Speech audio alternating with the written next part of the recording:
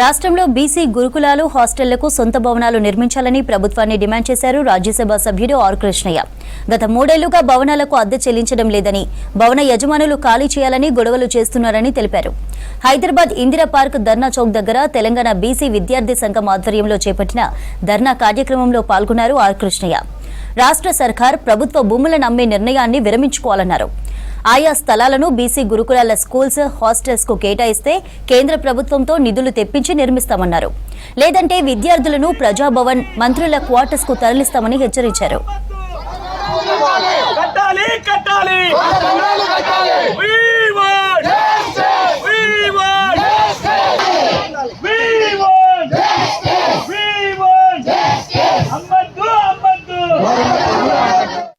రూమ్లో ఒక్కొక్క రూమ్లో 50 మంది, 5 మంది ఉండవలసిన రూమ్లో 50 మంది ఉన్నారు.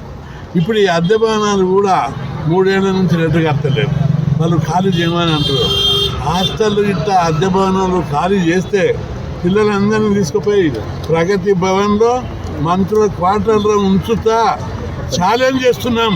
ప్రభుత్వం ఇంకోటి భూములన్నీ అమ్ముకుంటుంది.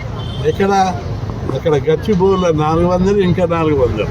ఉస్మాన్ యూనివర్సిటీ అవి అమ్మినాక వేరే ప్లాట్లు ఉన్నాయి. ఇంకా రేస్ కోర్స్ భూమి అమ్మాలి, బస్సుల భవనాలు అమ్మాలి, ప్రభుత్వ ఆఫీసులు తెలంగాణ, ఆంధ్ర విడిపోయాక చాలా ఆఫీసులు కాలేదు, ఆ బిల్డింగ్లు అమ్మాలి అని చెప్పి వేల కోట్లు, లక్షల కోట్ల ప్లాన్ చేశారు.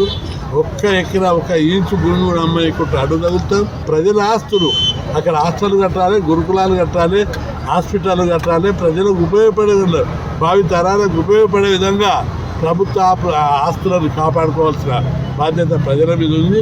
అందుకే ప్రభుత్వం వెంటనే స్పందించి అన్ని హాస్టళ్లకు, గురుకుల పాఠశాలకు సొంత భవనాలు నిర్మించాలని, లేని పక్షంలో పెద్ద ఎత్తున ఉద్యమాలు చేపట్టాలి.